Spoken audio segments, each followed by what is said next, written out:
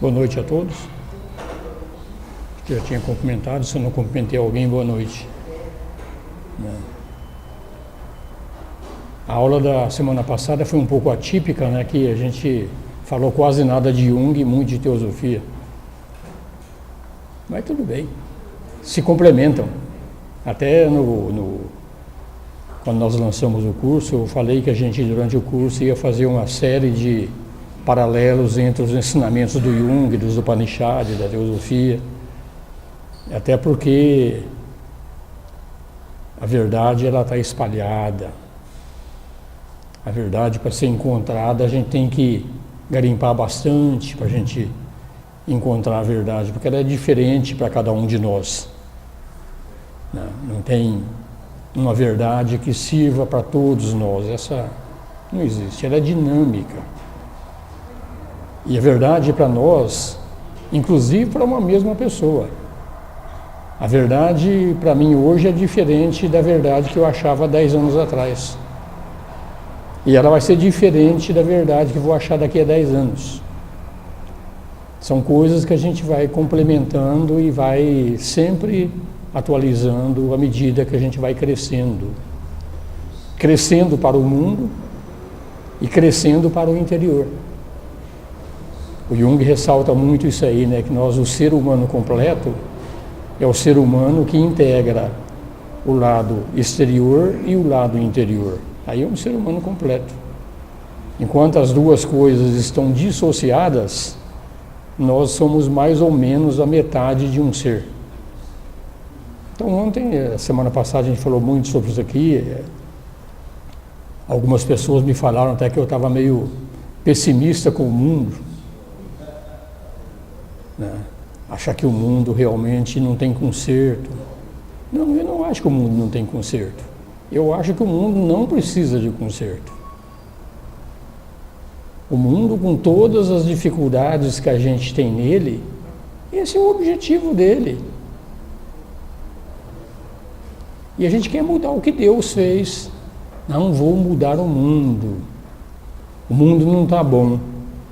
Preciso fazer alguma coisa para melhorar o mundo. O que você está falando para Deus quando você diz isso? Que ele é bobo, é? É o que a gente está falando. Então, enquanto a gente tiver essa compreensão de que nós temos que mudar o mundo, nós não estamos de acordo com o que Deus está fazendo. Então não é nós que temos que mudar o mundo, nós temos que mudar a nossa compreensão do mundo para entendê-lo realmente como ele é, qual o objetivo dele. A teosofia diz que existem, não só a teosofia, como o budismo, como o hinduísmo, todos eles dizem que existem mundos melhores do que esse nosso aqui. Esse nosso aqui é o pré-primário. E se vocês estão no pré-primário, e eu também, é porque nós não merecemos ainda coisa melhor neste mundo. Então aqui, essa é a razão de ser dele. Nós vamos realmente, gradativamente, pegar esta compreensão. O mundo é Deus, a natureza é Deus. E Deus sabe perfeitamente o que Ele está fazendo. Quem não sabe é a nossa mente. Tem que melhorar esse negócio aqui. Tudo bem. É um sentimento nobre, aliás é positivo, não é ruim. É essa vontade de querer melhorar as coisas é que nos faz crescer. Mas chega uma determinada fase na vida da gente que a gente cansa de dar murro em ponta de faca, de querer mudar, querer mudar, querer mudar. E observem bem como a gente sempre quer mudar o outro.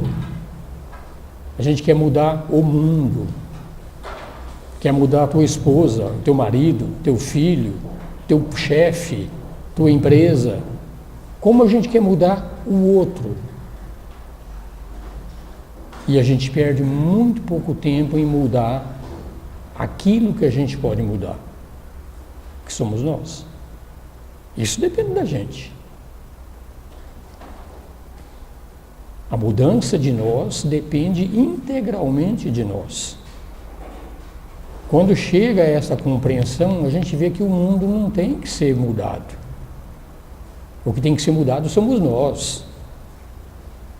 Então esta é a compreensão que a gente vai chegando depois de batalhar bastante, estudar bastante, e começa a ver que realmente o foco tem que ser mudado. O foco volta para o interior, o foco volta para mim. O que eu posso fazer para me tornar um ser humano melhor? Aí você está ajudando Deus. É a única forma. Então não é que a gente é pessimista com o mundo, não. Quem quer mudar o mundo, acha que deve mudar, que o mundo precisa melhorar, continuem lutando. Continuem. É assim que você muda indiretamente. Um outro ensinamento que é grande demais, que também o Jung percebeu e outros mestres falam também, é a compreensão de ajudar. A gente sempre quer ajudar alguém, quer ajudar o outro. E nós não podemos ajudar o outro. O que você faz para ajudar o outro, no fundo, é uma oportunidade que você recebe de se autoajudar. Eu dou um exemplo. Eu estou ajudando vocês porque eu estou dando esse curso aqui. Engano total. Eu estou tendo uma oportunidade de aprender alguma coisa quando eu tento transmitir alguma coisa. Quando eu encaro dessa forma, eu começo a ver que realmente tudo o que acontece na nossa vida são oportunidades de nos ajudarmos. O outro é um mero detalhe que está ali naquele instante que está levando a tudo isso. Então são essas compreensões que a gente vai tendo e vai vendo que, mudando um pouco as palavras entre o Jung, entre os Upanishads, entre o Shankaracharya, entre Ramana, Ramakrishna, Jesus, Buda, entre todos esses seres, todos eles falam mais ou menos a mesma coisa, de acordo com o momento em que eles falaram. Jesus falou algumas coisas naquele tempo lá em duas linguagens, a linguagem das parábolas e a linguagem direta com os discípulos dele. Então, isso muda com o tempo também. Se a gente estudar qualquer escritura que a gente estuda, a gente tem que voltar no tempo para ter uma percepção do que aquele povo poderia receber daqueles ensinamentos naquele dito momento. Então é só para a gente entender isso aqui, não que eu esteja desaxoado com o mundo. Não estou. Vamos continuar trabalhando, vamos fazer nosso trabalho. Não é para parar. O que é para parar é a nossa compreensão do que nós estamos fazendo.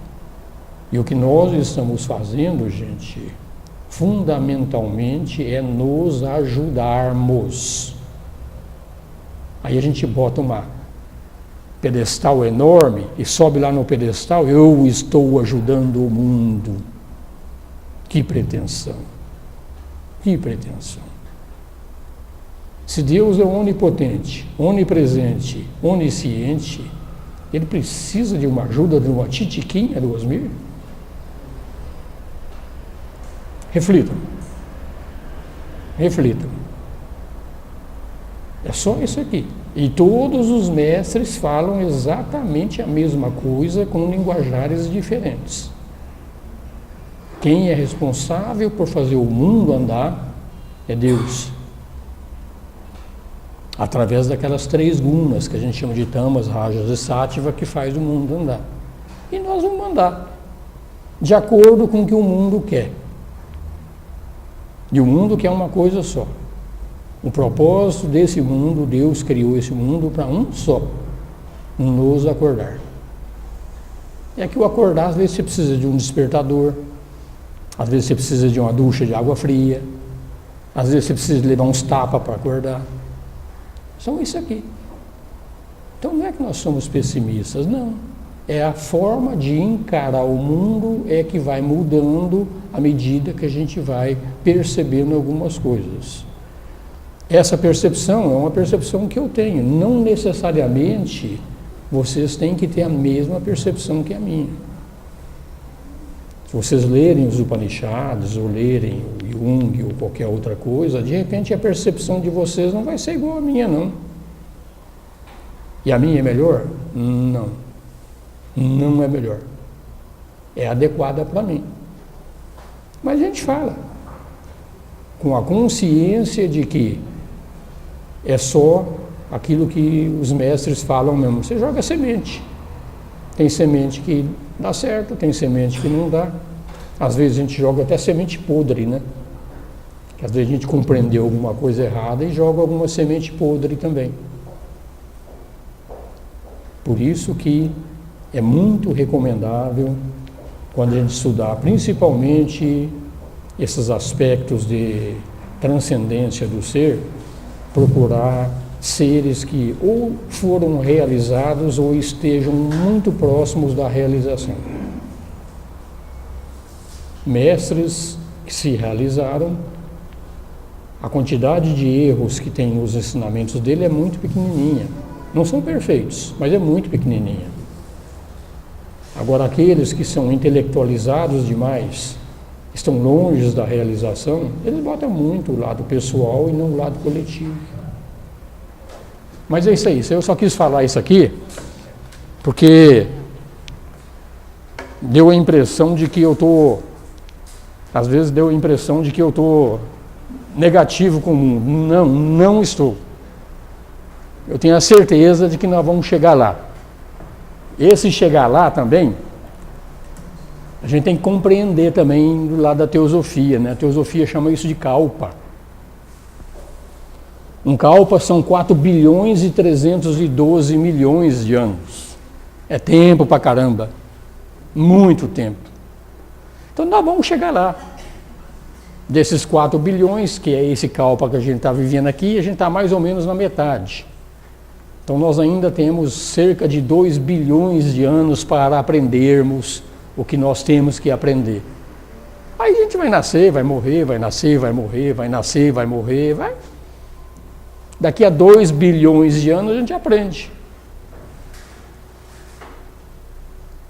Ou então pega a percepção real de que você não pode alterar o ritmo do mundo. O ritmo do mundo é assim. Você quer ir para cá, não dá certo. Quer ir para cá, não dá certo. É assim. Mas você pode acelerar a velocidade. Então esses seres, o Buda, o Cristo, são seres que aceleraram o processo.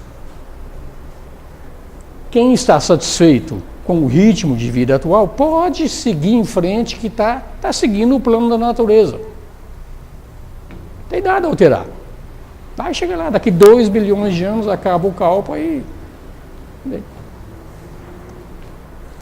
Agora, se a gente, como se diz, está de saco cheio, começa a ver que tem coisa melhor do que isso aqui, aí a gente vai estudar Jung, a gente vai estudar uma série de outras coisas, vai estudar Upanishad, vai estudar outras coisas, para acelerar a nossa compreensão do mundo. Aí não precisa esperar o fim do kalpa. Isso pode ser feito agora. Agora. Esse negócio que tem que ter 777 vidas aí, isso é muito relativo. Relativo primeiro, quantas eu já tive? Não sei. Vai que eu já tive 776. Então, pode ser agora, não pode? Qualquer um de nós. Então, tanto faz. O importante é a compreensão de tudo isso aí. A gente fala muito numa lei chamada lei do karma. Karma prende. Eu tenho que pagar aquilo que eu fiz no passado. É uma grande verdade, porém relativa, não é absoluta. Sabe o que prende mesmo aqui? O que realmente faz a pessoa nascer de novo? Não é tanto o karma. É muito mais o desejo de voltar aqui.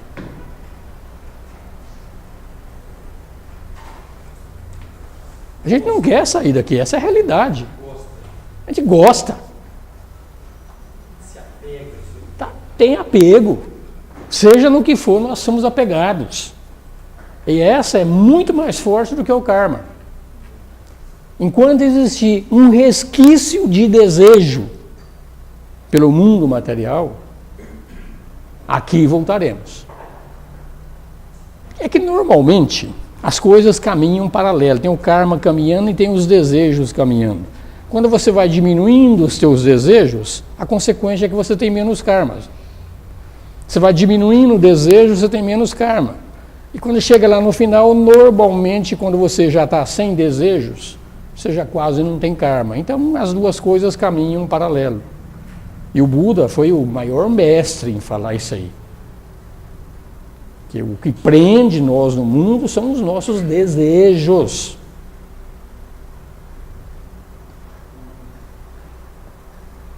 Vamos continuar? Fica aqui uma reflexão. Gente, é bom demais refletir sobre isso, mas refletir mesmo. Pode falar, Zé Carlos. Você está falando, eu estou lembrando do Gandhi, né? Gandhi. Exatamente essa preocupação dele de seja a mudança que você quer ver no mundo, né? Ele é mais o artífice da não violência, né? Não violência. Quer dizer, então, se preocupe com você, melhore você, cresça você, Sim. seja a mudança que você quer ver no mundo. É isso aí. Aí, fazendo um paralelo com a história, por exemplo, cada um limpe a sua calçada e aí a cidade vai ficar limpa, né? Então, talvez também me pegaria, quer dizer, não fique tanto preocupado em mudar o mundo, mude você, senão você perde sua encarnação, esperando que o mundo mude e esqueceu de cuidar de quem você tinha que cuidar, que era você, né? Sua obrigação é cuidar de você. Mas talvez também tenha aí a questão de se cada um se mudar, né? O conjunto todo muda. O conjunto todo muda, né? É por aí. Tem duas interpretações, quer dizer, cuide de você, mude você. É. Quanto mais gente souber disso, gradativamente nós vamos criando um mundo melhor. Quer dizer, o mundo será mudado quando você muda a si próprio. O Ricardo muda, o Mário muda a si próprio, a coisa vai se ajeitando. Mas desistam, definitivamente, desistam de fazer o trabalho de Deus. Deus não precisa de ajuda. Isso é se colocar num pedestal, é prepotência. Deus não precisa de ajuda. É que o plano dele é o plano do Kalpa, vai naquele ritmo dele, mas é o plano. Nós não vamos alterar, não. Vamos alterar nós próprios. Ok? Então, só para completar a aula da semana passada, que talvez tinha ficado um pouco truncado nesse aspecto. O mundo não é ruim. Ele é o que é. A compreensão nossa é que tem que mudar e não mudar o mundo. Ele vai ser do mesmo jeito. A maior prova que o mundo não vai mudar é só a gente olhar para o passado. Na época dos dinossauros, há 300 milhões de anos atrás, era um matando o outro como é hoje. Mudou nada. Tudo do mesmo jeito. Se você olhar as civilizações passadas, como a gente estuda nas civilizações passadas, na época do romano, era o que é? Poder. Dominar. Na época anterior aos romanos, na época dos hunos, o que era? Poder. Dominar. Hoje os americanos, qual que é o que eles fazem? Dominar, poder, eu. Ou seja, já passou inúmeras civilizações. Nessas inúmeras civilizações apareceram diversas pessoas santas que ensinaram tudo isso aqui que o Buda ensina, que o Cristo ensina, que o Krishna ensinou, e ninguém aprendeu nada.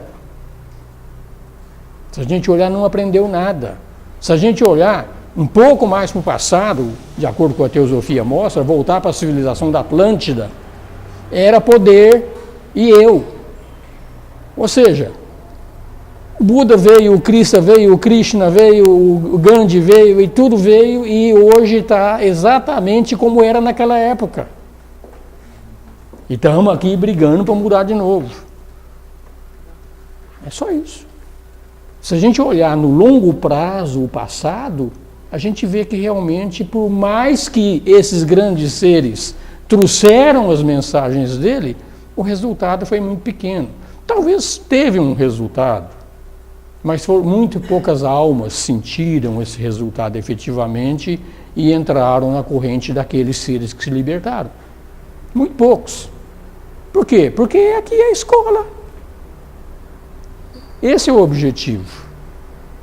Se Deus quisesse criar esse mundo aqui perfeito, Ele criaria. Ele é onipotente, onipresente, onisciente.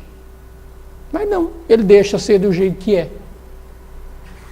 Vamos lá, vamos voltar para o Jung agora, que isso aqui foi só para encerrar a aula da semana passada. A gente tinha falado que quando a gente começa a assimilar o inconsciente, que nós temos que assimilar o inconsciente para nos tornarmos seres completos, tem dois jeitos. Ou a gente cresce demasiadamente e se julga um cara muito poderoso, ou a gente se sente pequenininho demais e se sente atormentado pelo inconsciente, que eu sou realmente impotente contra todas essas forças. São os dois extremos que nós falamos, né?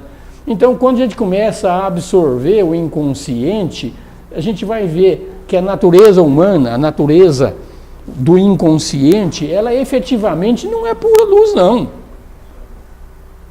Na natureza tem sombra, tem muita sombra. Então, no trabalho de assimilação do inconsciente, se a gente assume só o lado luz, a gente se sente poderoso. Se a gente assume o lado sombra, a gente se sente pequenininho. Mas a gente tem que lidar com os dois lados.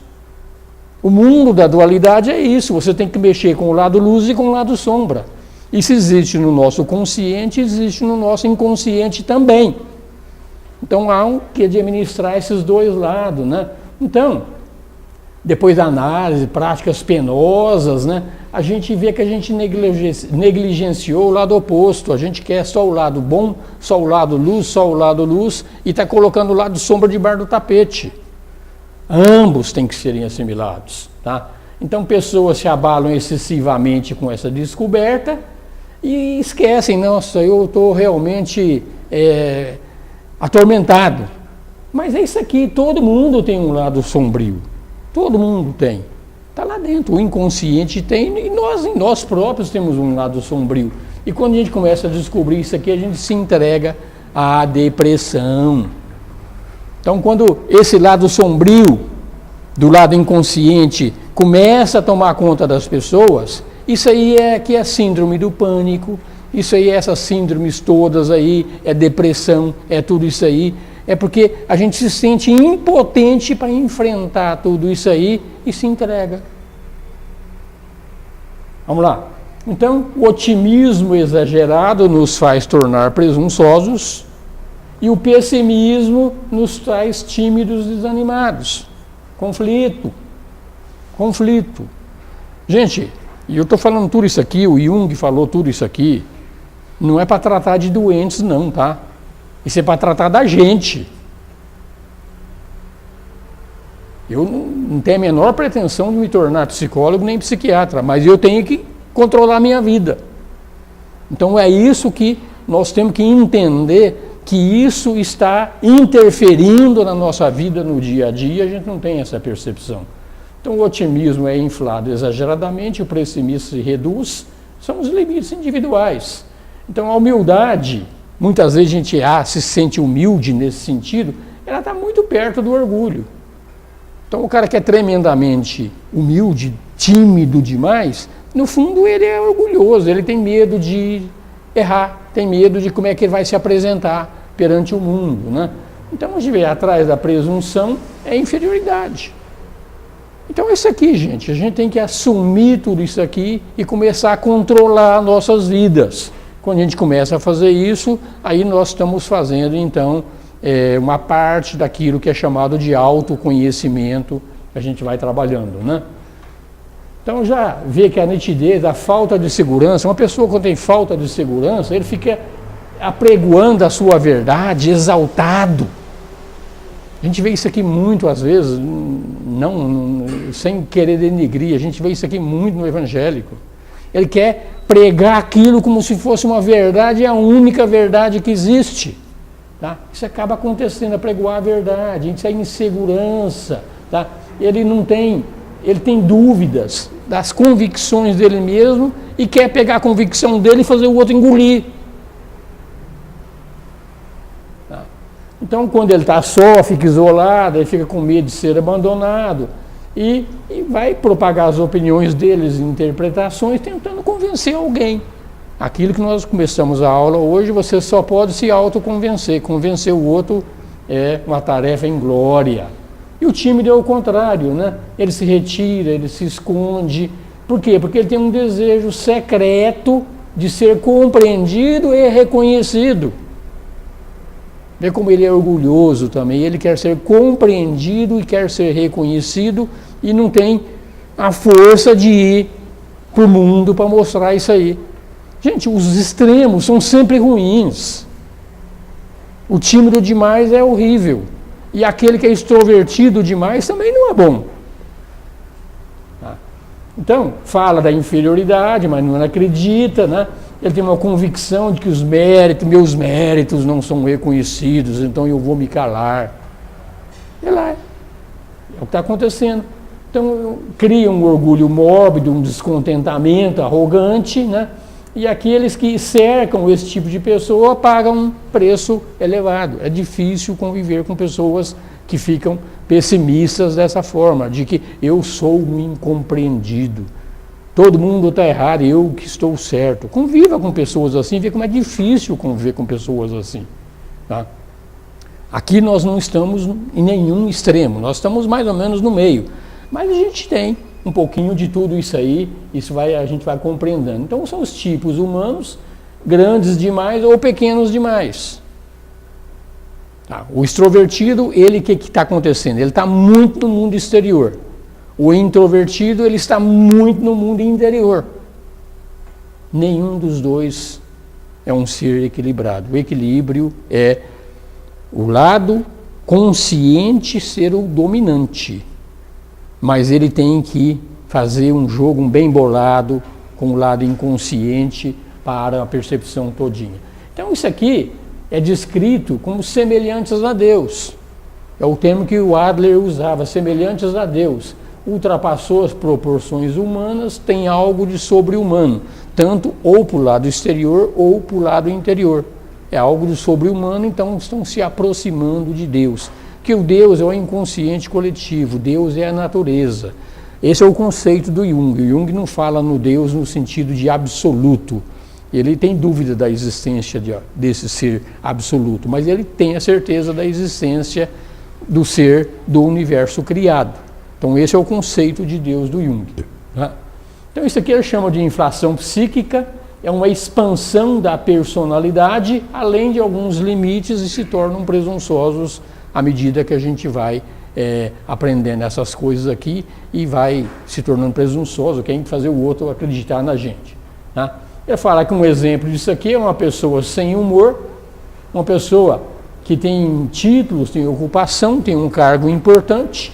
Então ele vem e fala aqui, né, que o cargo que essa pessoa tem, a atividade dele, não é só o cargo dele, é algo coletivo. Se você pegar um diretor de empresa, ele é um diretor de empresa pessoalmente, mas é um cargo coletivo também, tem muita gente que está envolvido naquele processo todinho.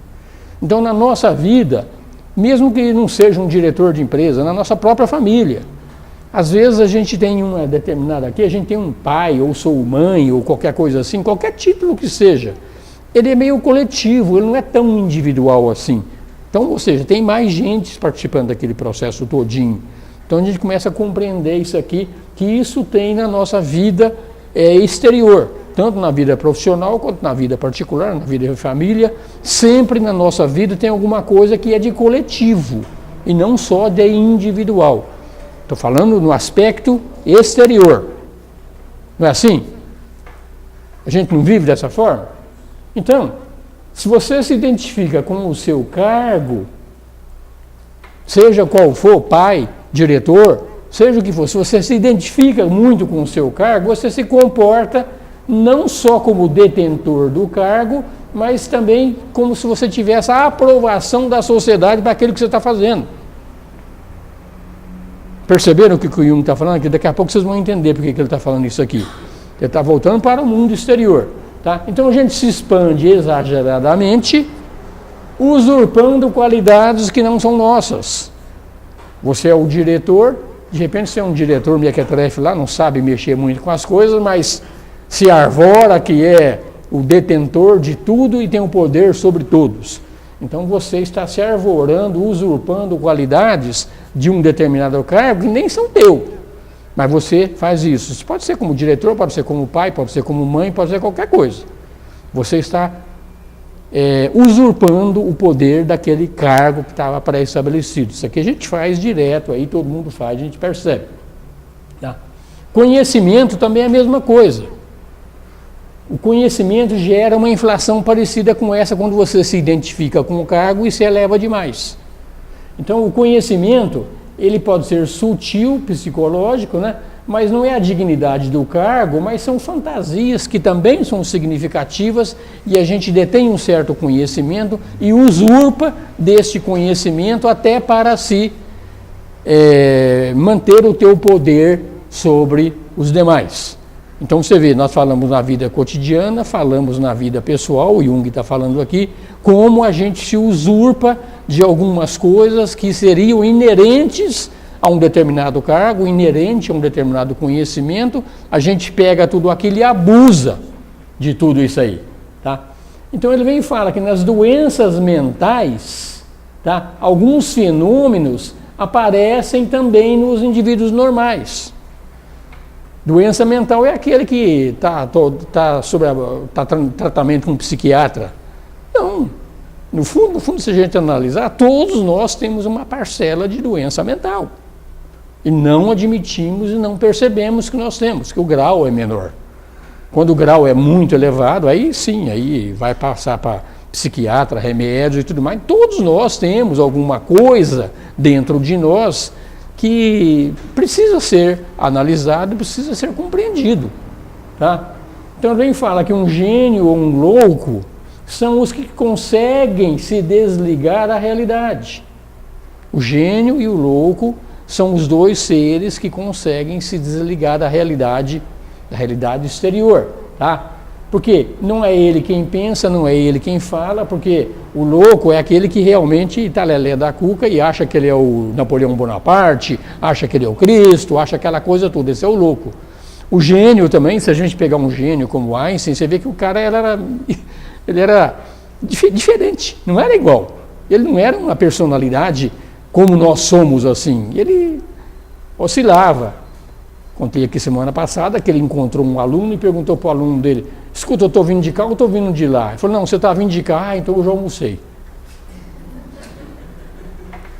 Você vê? Então, aí você vê, o cara era um gênio mesmo, mas está bem fora do mundo. Tá? Então, esse é um gênio louco. Então, o gênio louco não é ele mais quem pensa, não é ele mais quem fala. Ele vem e fala, alguma coisa pensa ou fala dentro dele. Quem que queria falar? Eu interrompi? Não, eu falei que o Einstein tinha tomado todas para falar. Tinha tomado todas, ele tomava todas. Eu pensei, então. É só um exemplo. Então ele está dizendo aqui que o gênio ou o louco, na realidade, tem alguma coisa que está acontecendo dentro dele. O que é essa coisa? É o inconsciente. É o inconsciente que está se manifestando através do seu Einstein, se manifestou através do seu Jung, se manifestou através de todos os outros seres. O próprio Jesus. Jesus, nos últimos 3 anos da vida dele, quem se manifestou nele? O Cristo. O Cristo também é um arquétipo. também foi incorporada por um arquétipo e ele deixou de ser o Jesus, ele era muito mais do que o Jesus. Então esse é o gênio louco. Então a visão de um doente mental é impessoal, que ele está falando, né? E ele não tem que nos defender, porque alguma coisa engoliu ele, transportou ele para fora do mundo. E a pessoa fica inflado psicologicamente. Alguma coisa maior do que ele tomou conta dele. Isso não é necessariamente ruim, tá? Pode ser muito bom. Quando Jesus se inflou com Cristo, isso foi ruim? Não foi, foi muito bom. Então não temos que analisar que isso aqui é uma coisa ruim. Pode ser ruim ou pode ser bom, dependendo de cada caso. Então ele está falando aqui, né? Então ele fala que esses conteúdos psíquicos transpessoais, que faz parte, está fora da pessoa, eles não são inertes, não são mortos e não podem ser manipulados. Então esses arquétipos, esses acessos de um gênio, da música, da pintura, seja o que for, isso são entidades vivas e não dá para controlar. Tem pessoas que têm um único acesso de se tornar um gênio durante a vida todinha, mas teve. Depois ele é uma pessoa normal. Então foi em um determinado instante que o inconsciente coletivo tomou conta dele. O Jung fala também claramente, se você quer conhecer uma pessoa como ela realmente é, você não pode se ater aos grandes fatos, às grandes obras dessa pessoa. Se quer conhecer uma pessoa, tem que ser no dia a dia dele, no normal dele. Aí ele se mostra como ele é. As grandes obras, as grandes coisas que acontecem, normalmente é o inconsciente coletivo que está se manifestando e fugiu vamos dizer, do lado consciente da pessoa. Então você conhecer a pessoa é naquele dia a dia e não nas grandes obras dele. O Jung fala isso também, tá? Então a identificação do cargo, do título, ela pode ser tentadora, tá? Aí a gente se infla com aquele cargo, com aquele título, né? E se você procurar naquela pessoa, você vê que não tem uma coisa muito grande por trás da casca, só tem aquela casca do poder, aquela casca do se dominar e se deixou dominar e eu sou aquele negócio. É uma máscara, é alguma coisa que aconteceu com ele, mas não é o ser. Se você pegar um grande diretor e chegar na vida particular dele, às vezes ele é uma pessoa desse tamanhozinho. Às vezes não. Pode ser uma pessoa boa também, não estamos exagerando. E tem todo tipo de possibilidade de relacionamento nisso aqui, né? Então o cargo, uma carga exterior, tem um fascínio, porque ele representa uma compensação das deficiências pessoais. Se esconde por trás de alguma coisa. Seja qual o cargo for. A gente está falando aqui, exagerando, ser diretor? Não. Pode ser o cargo de pai, pode ser o cargo de mãe. Pode ser o cargo que for simplesinho. Pode ser até que ele nem tenha um cargo que ele tenha subordinados debaixo dele. Mas às vezes ele se deixa. Você pega um jardineiro simplesinho, às vezes ele olha para a obra dele e está uma obrazinha vagabunda, vamos falar assim, e ele se julga que aquela obra lá era uma obra do Burle Marx. Não tem disso? Tem tudo isso aí. Tá? Então se esconde por trás daquilo, né? Então ele vem aqui e fala que essa inflação que nós estamos falando, que você pode se tornar grande demais ou pequeno demais, isso não acontece só no mundo exterior, não.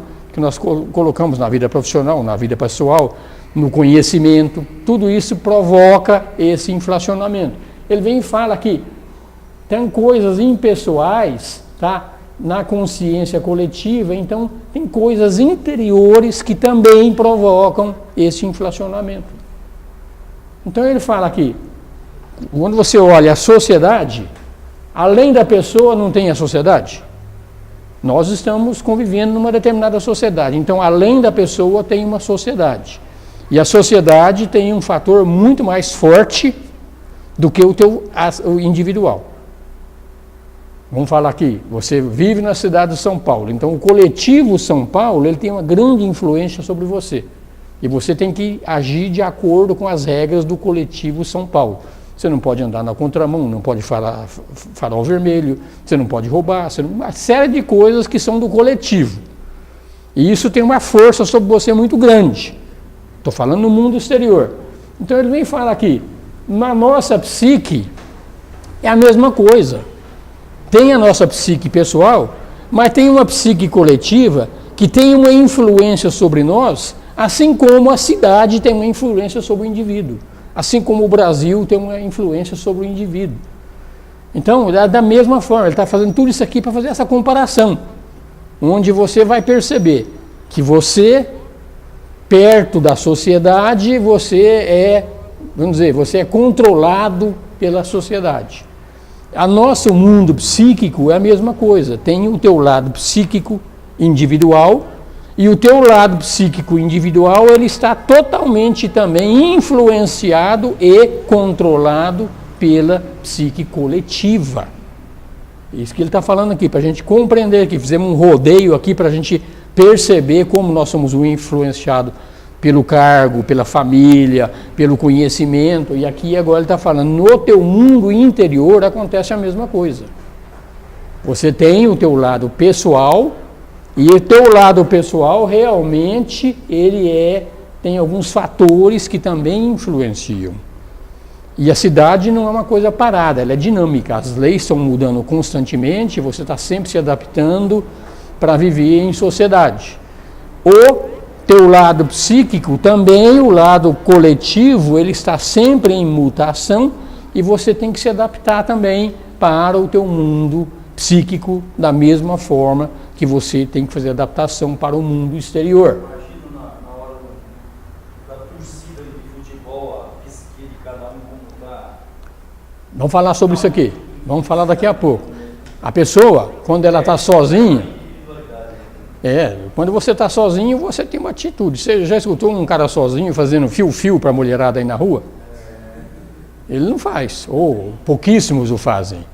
Mas quando eles estão em 5, 6, fio-fio para todo lado. Não é isso que acontece? Só fica no fio-fio. Às vezes só fica no fio-fio também. Tá? Um corintiano sozinho não faz um estrago. Eu falo corintiano não é porque eu sou anti-corintiano, não. Pode ser São Paulino, palmeirense, mesma coisa, tá? Mas se você bota eles todos lá no Itaquerão, você vê o estrago que eles fazem. Esse é o lado coletivo, onde o coletivo tem uma predominância muito grande sobre o indivíduo.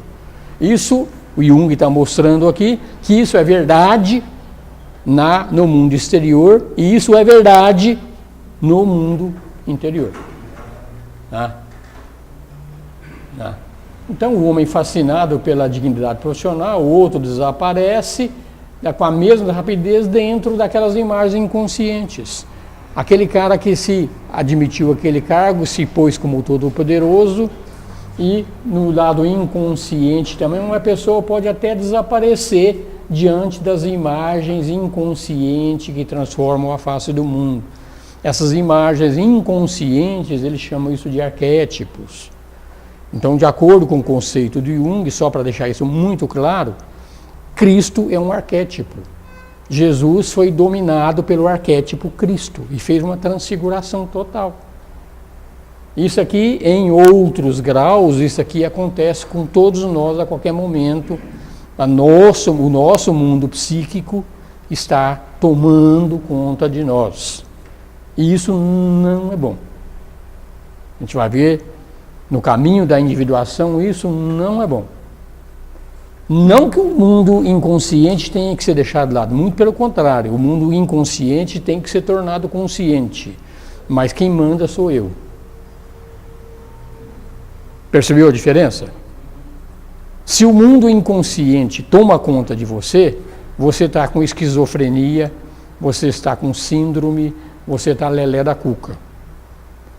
Se você se relaciona com o mundo psíquico, como o seu Albert Einstein, por exemplo, ou Jung, que teve um grande relacionamento com o mundo psíquico, mas quem mandava era a personalidade Jung, era o consciente e Jung que mandava.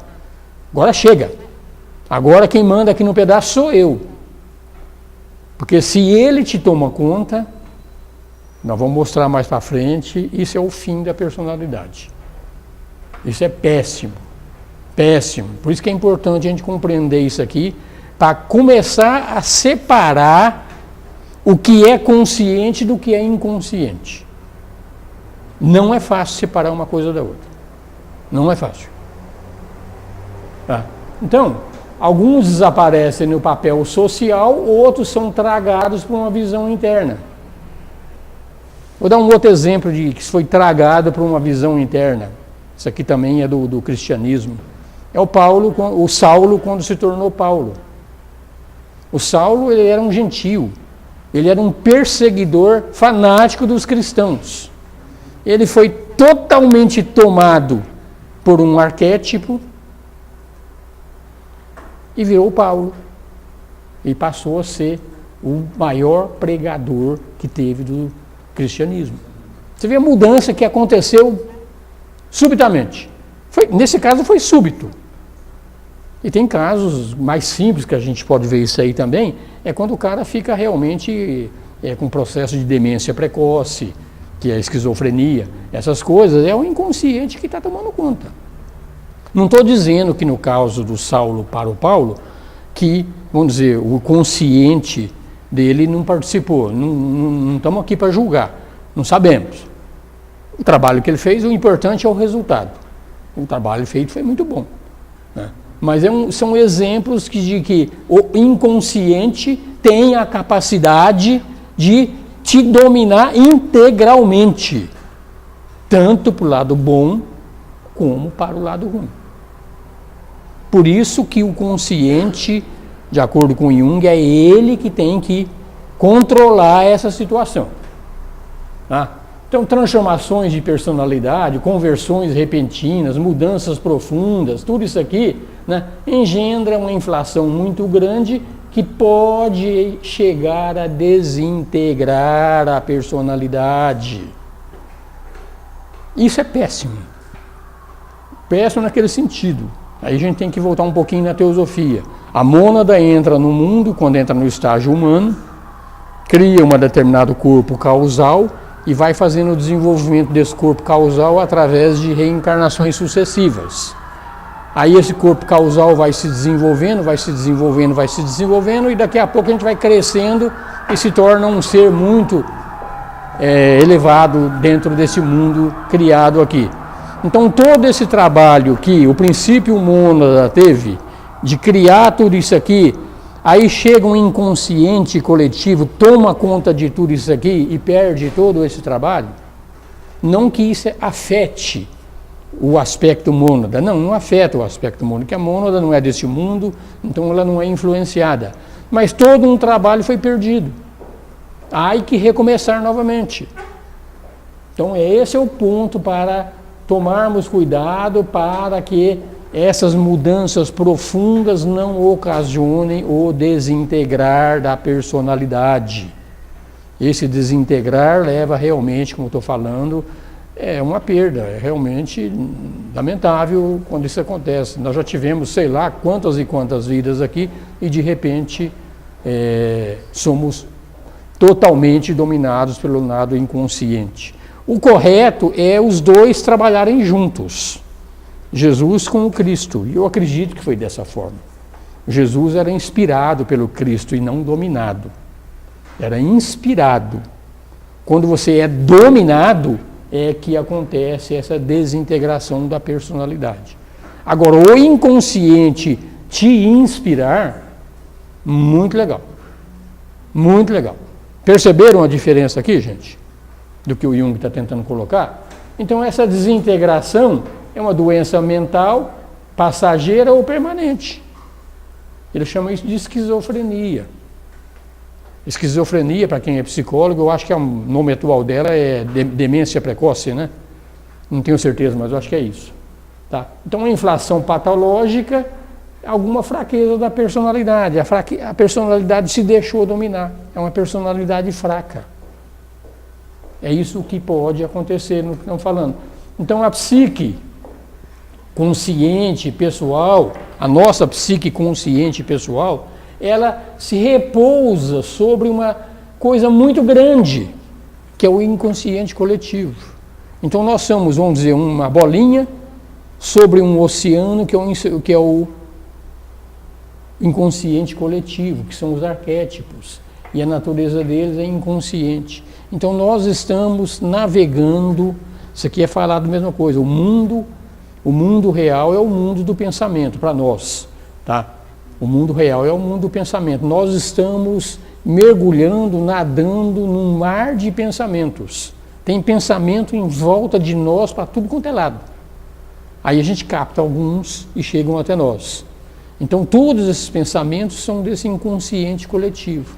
Então esse inconsciente coletivo nos dominar, aí realmente estamos perdendo toda e qualquer possibilidade de chegar no próximo estágio, que nós vamos falar nesse mesmo livro do Jung, quando ele vai falar sobre a individuação.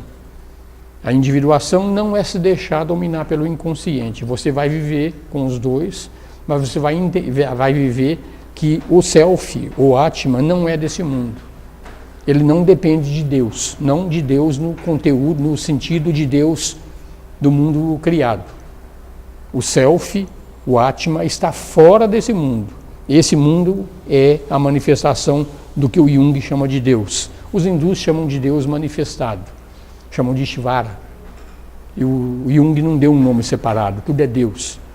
Os hindus falam que existe Ishvara, que é o Deus construtor do mundo, e existe o Brahman, que está acima dele, e esse não tem nada a ver com esse mundo.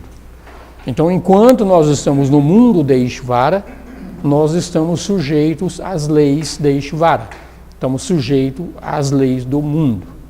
O Atma, o Self, não está sujeito às leis do mundo, porque ele não é deste mundo.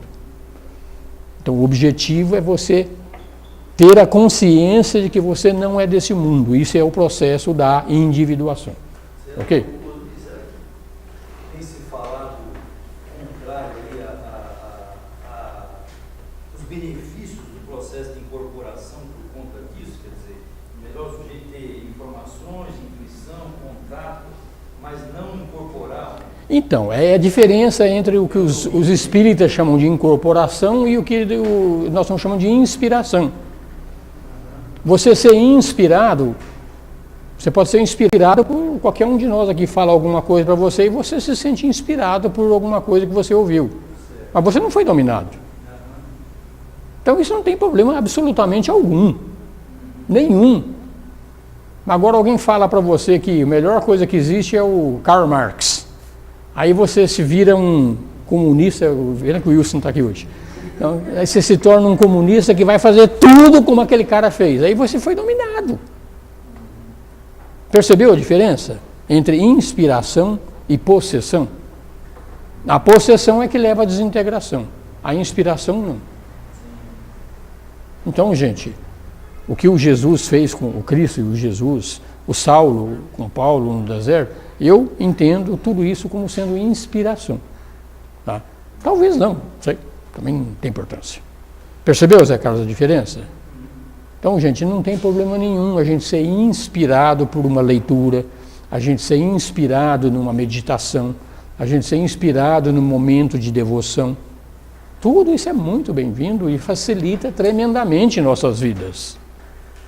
Tá? Mas não se deixem dominar. Então, a incorporação seria um processo de dominação. Dominação.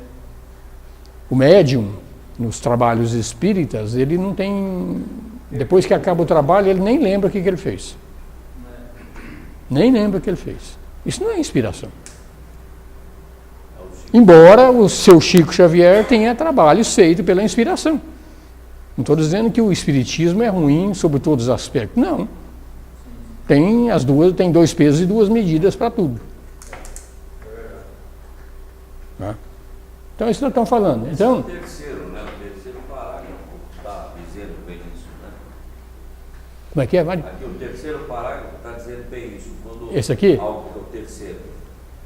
Um antes. Aqui? A inflação da fraqueza da personalidade. Exatamente. Aí é dominado. Essa é a dominação. E sim, aqui embaixo não. Então, existe caso de possessão demoníaca. Existe. Que o inconsciente tem um lado sombra. Tem casos de possessão demoníaca, que a Igreja Católica trata com... Como é que chama aquele que a Igreja faz? Faz isso aí. Tem casos desse nível. Na realidade é tudo psíquico. E como é que é? Os evangélicos também tratam assim. Mesma coisa. Ai, capeta. Tem tudo isso aí. Não é assim?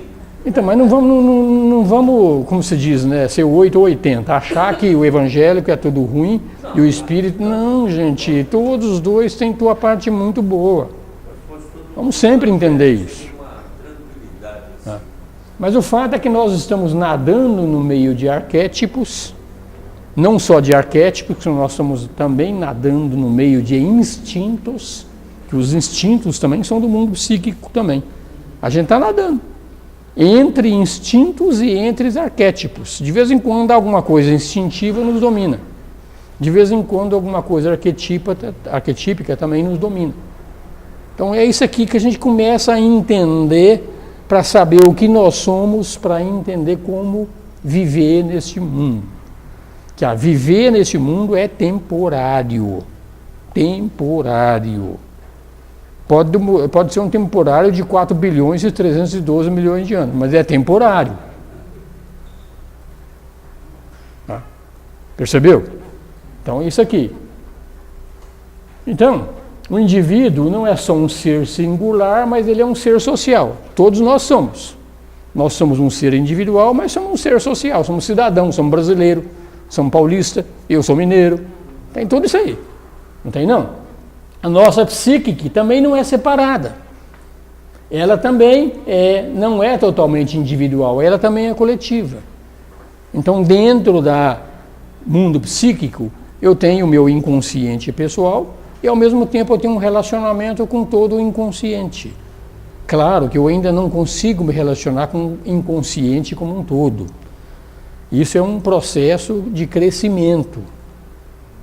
Um ser que cria um planeta Terra, ou um ser que é um logos que criou um sistema solar, ele já tem uma consciência desse mundo muito maior do que a que nós temos. Mas está no mundo do mesmo jeito. Está no mundo.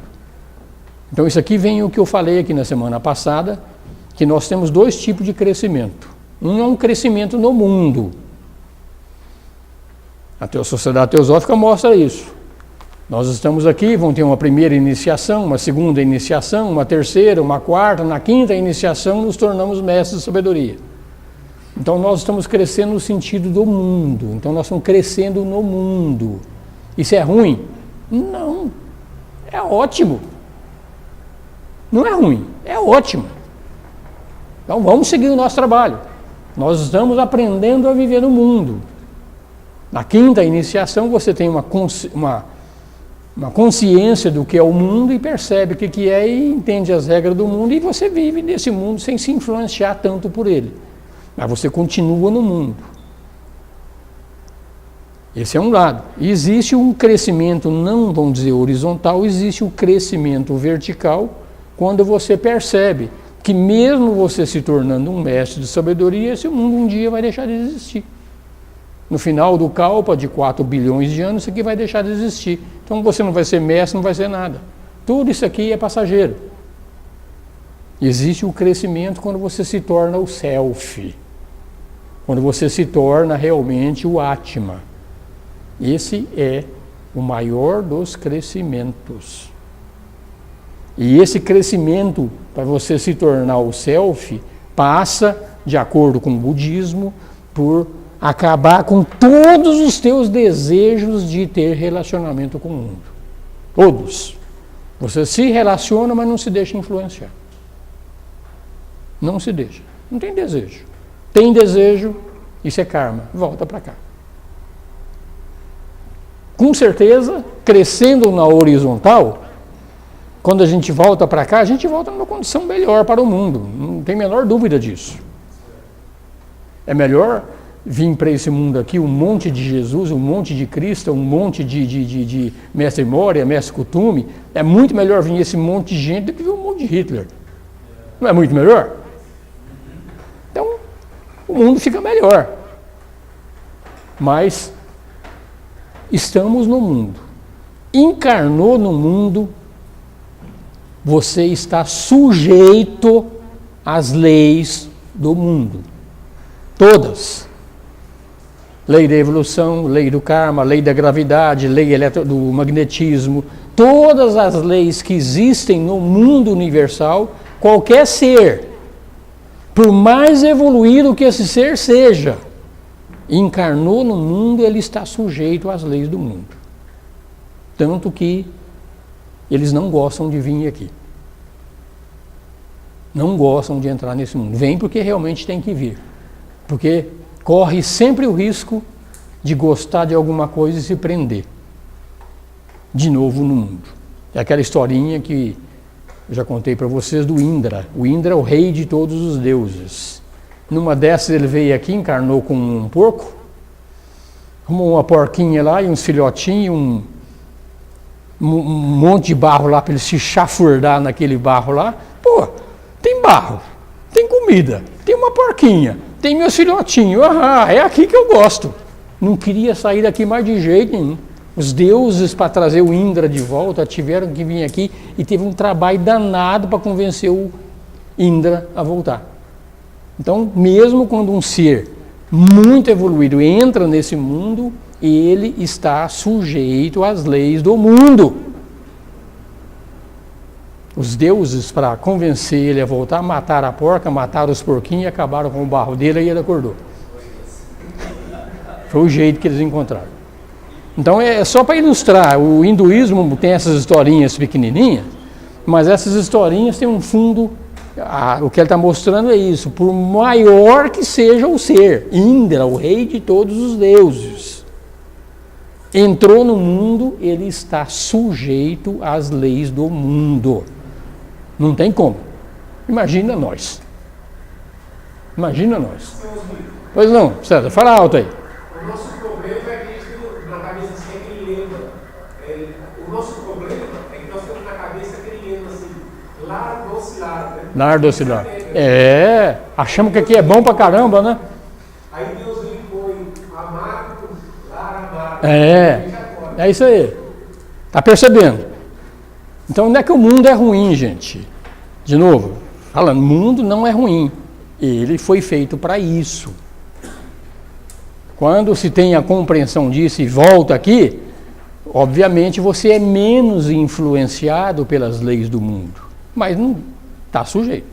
Escorregou, o mundo, te pega de volta. Aí tem todo aquele trabalho para fazer de novo. Tá? Então aqui, tem coisas, funções sociais que se opõem ao interesse do indivíduo. Está cheio aí. Tem um monte de interesse que a gente tem. Eu queria, por exemplo, aqui, eu quero tomar um banho quente de 1 hora de duração agora.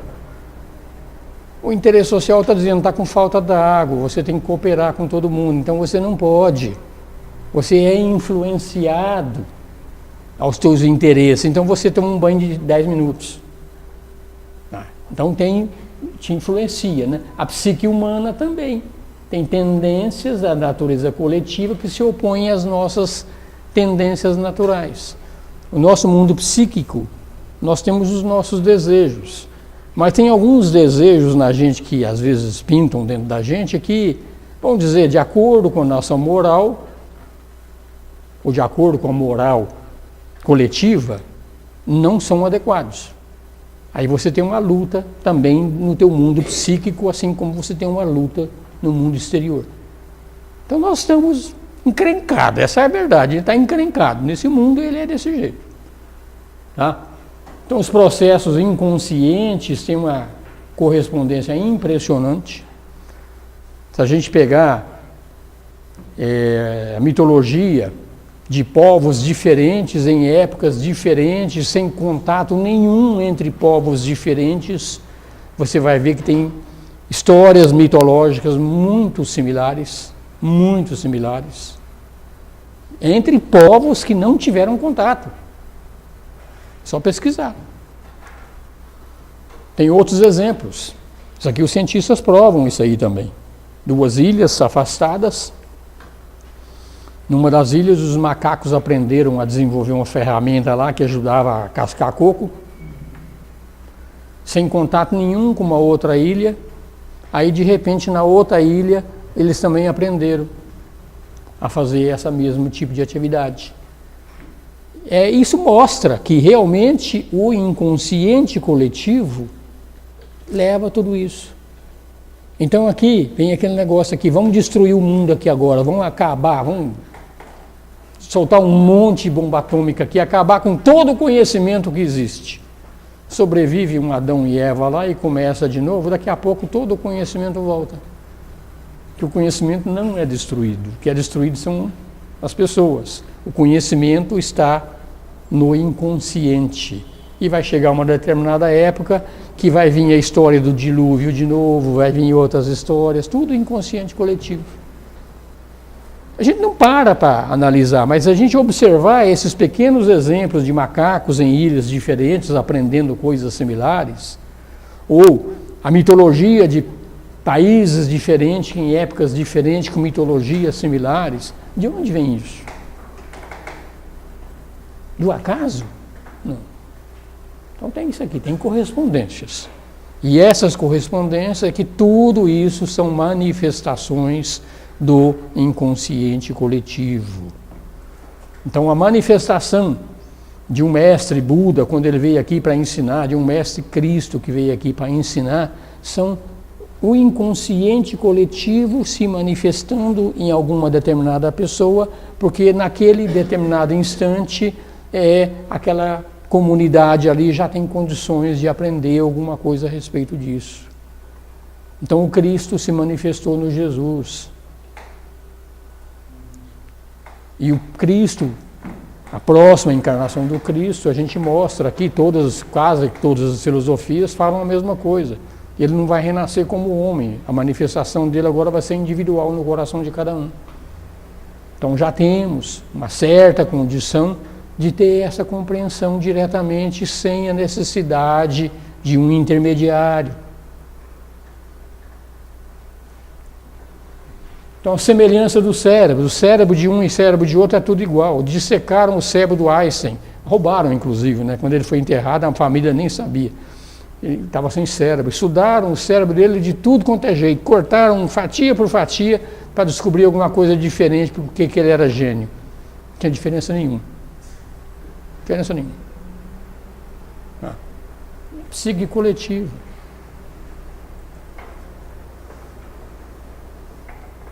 Aquela inspiração, de repente um compositor traz a Quinta Sinfonia.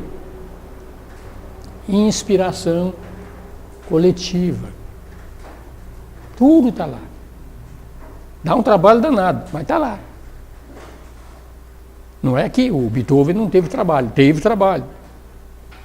Pegar a concepção, lá é abstrato, pegar alguma coisa abstrata, transformar em concreto, dá trabalho. Não é que não fez nada, fez um monte de coisa. Então tem diferenciações correspondentes à raça, tribo, família, tudo isso aqui é psique coletivo. É da raça, é da tribo, é da família, tem uma psique coletiva universal. Então essa psique coletiva é coletiva, mas ela tem agregados, vamos falar assim. Tem uma psique coletiva Brasil, tem uma psique coletiva Argentina, tem uma psique coletiva, sei lá, outra. Tudo ela vai se desmembrando.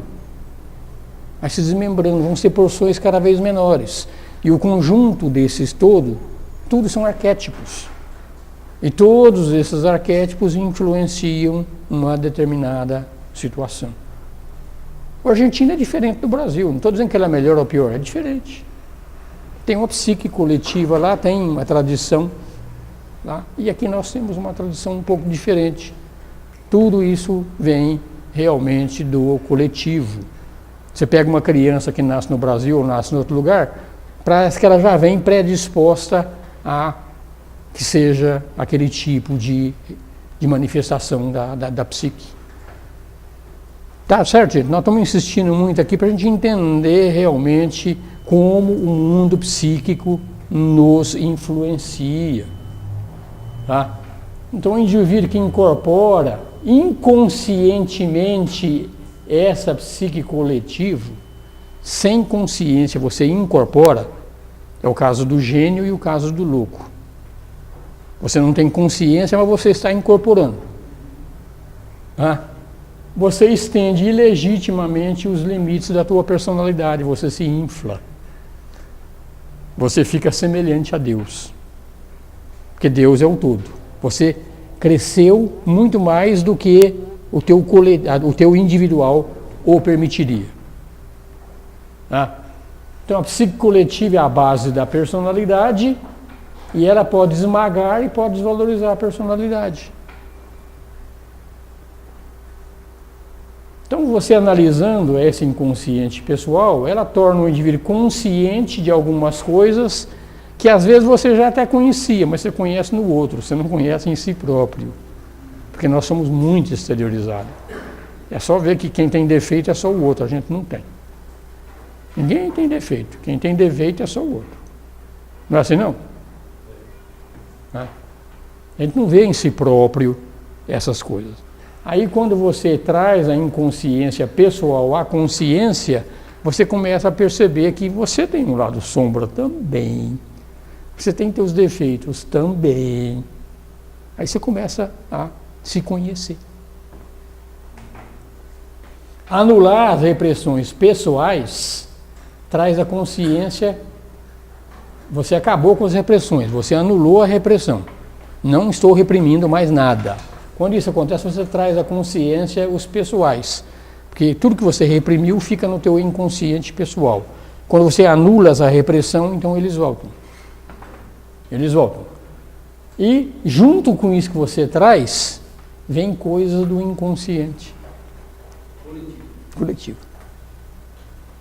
Traz do inconsciente coletivo. Não só aquilo que você reprimiu, você pode trazer coisa que nem era a experiência tua, mas vem junto.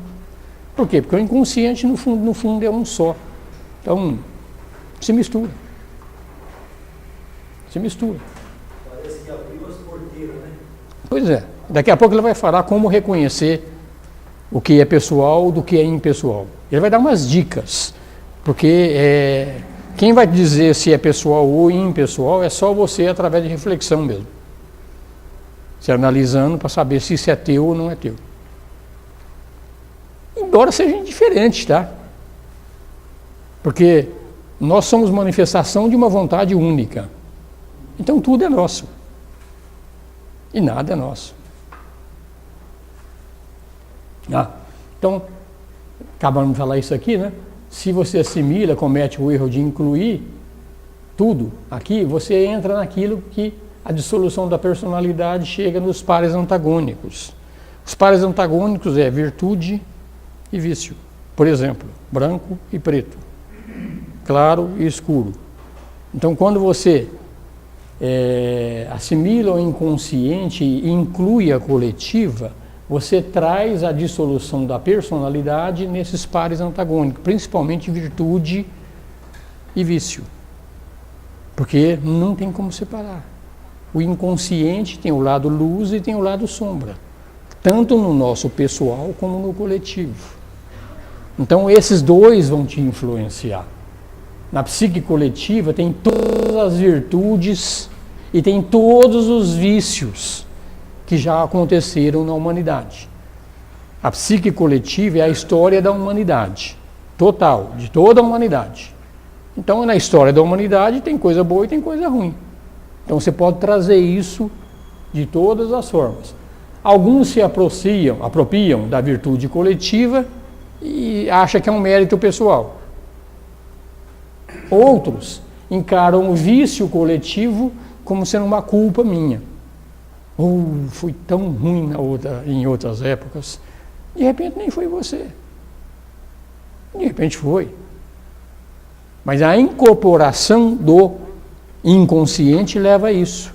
Você incorporar virtudes e incorporar defeitos, vícios. Alguns são nossos próprios, outros nem tanto. Então aqui que quem tem noção de tudo isso aqui, você começa a refletir sobre isso aí. Nós temos que pegar realmente toda a porcariada que nós fizemos de responsabilidade nossa. Isso não tem como escapar. Isso é da alma mesmo. A alma que tem que limpar a sujeira que ela fez. É um perigo esse processo. Esse processo é um perigo de abrir as coisas. Isso aqui isso é Yama e Niyama, né? É Yama e Niyama. Não, mas aí o conceito individual já é um trem para... Já é um trem para você resolver encrencado. Aí você pega a encrenca do outro e quer resolver também. É o que a gente faz. Tá? Então as duas posições, tanto a virtude quanto o vício, são ilusórias. Tá? Mania de grandeza ou inferioridade, tudo isso é ilusório. Tudo é coletivo. Pois não, Adriana? Fala alto que senão eu não escuto não. Não, você falou que a gente tem o vício individual e o vício coletivo.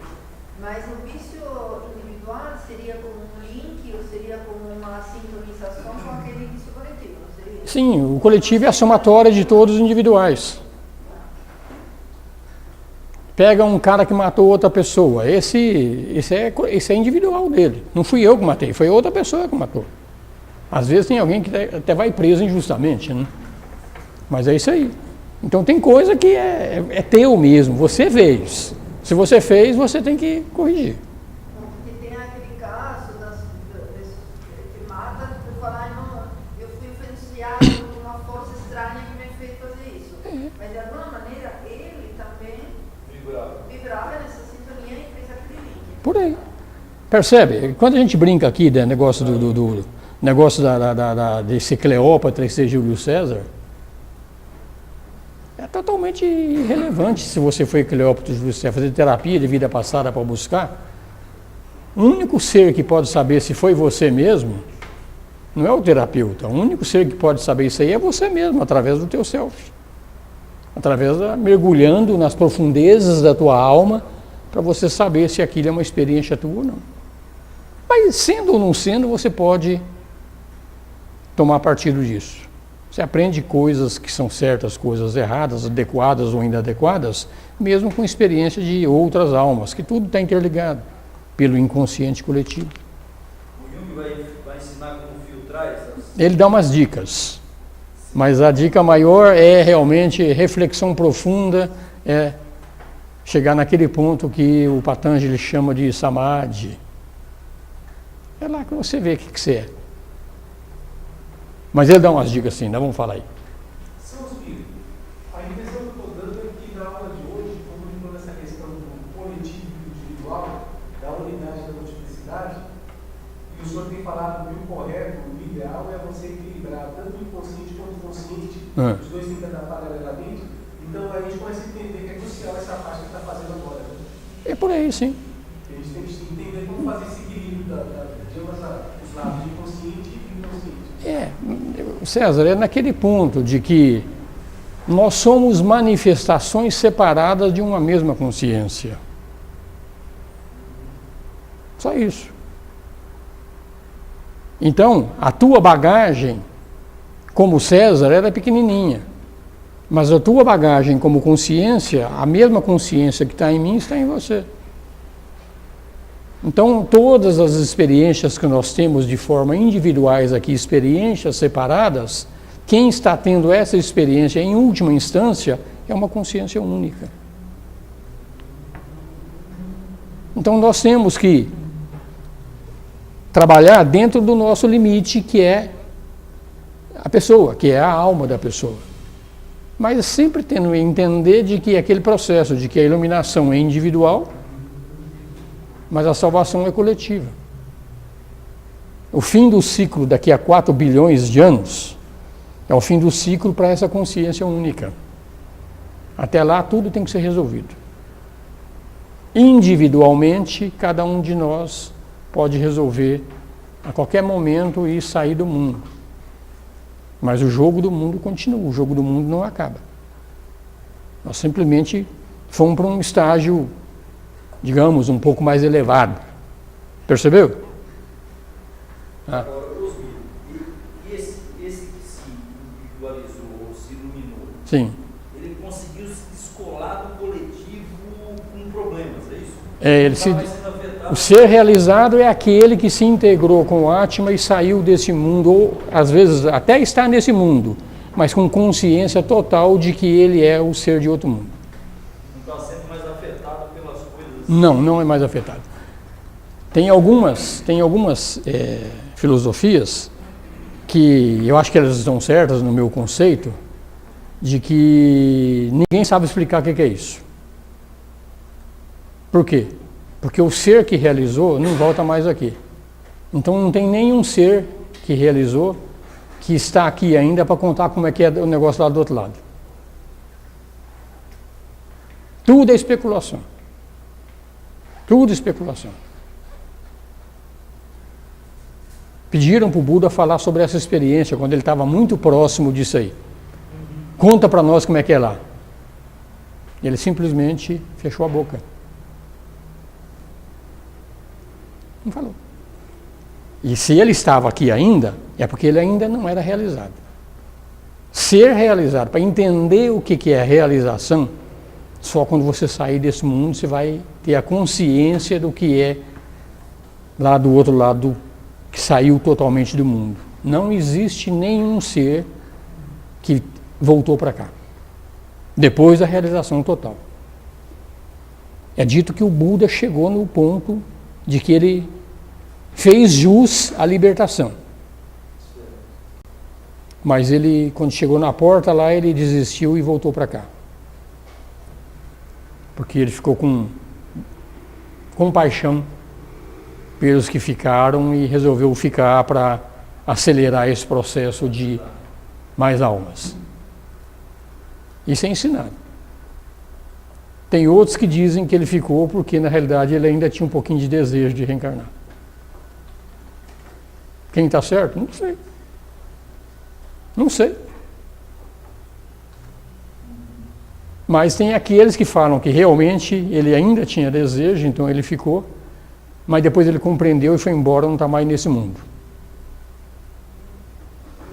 O que estaria nesse mundo, já deixa eu falar, o que estaria nesse mundo do Buda ainda não é o self do Buda. O que estaria é o arquétipo. Porque aquela experiência ficou gravada no inconsciente e não vai sair daqui nunca. A roda da vida, como é explicada dentro do budismo, são 12 elos. Só que esses elos estão descritos como se fossem elos de uma corrente aberta. Então fala que em qualquer um deles você pode sair. É o que eles falam. Não. Porque Pode ser. não são fechados. Então a gente está aqui porque realmente, em qualquer momento da nossa história pessoal, a gente pode sair. Pode, a qualquer momento. Isso é ensinado. É a qualquer momento. Quer sair daqui agora, você sai. Isso é ensinado. Realmente é ensinado. Não tem que ter 777 vidas, não. É a qualquer momento. Mas para você chegar a essa conclusão de que você pode sair desse mundo, é que você já ralou muito, senão você não teria chegado nessa conclusão ainda. Percebeu? Então aquele que, vamos dizer, que começou aqui agora, ele começou sem consciência nenhuma, nem sabe da existência de outros planos, de Deus, não sabe nada dessas coisas. Nada. Como é que ele vai querer se realizar, passar para esse outro mundo, se ele nem tem consciência da existência? Então tem que ralar primeiro, para depois chegar nesse estágio. Então, na média, das 777 vidas, mas tanto faz quanto vai... De repente, qualquer um de nós está nesse momento. Ou não. Ou não. Entendeu? Quem pode te responder isso? Não sou eu, não. De jeito nenhum. Ah. Então, é isso aqui, ó. Quando você descobre isso aqui, repressão, a gente quer ser bom, você começa a ter essa compreensão, então você quer ser bom, você quer o lado luz do inconsciente, você não quer o lado sombra do inconsciente. Então você quer, não, eu sou luz, eu não quero sombra, eu sou luz, eu sou luz. Então você começa a repressão. Antes da gente ter uma determinada consciência, gente, a vida era muito mais fácil.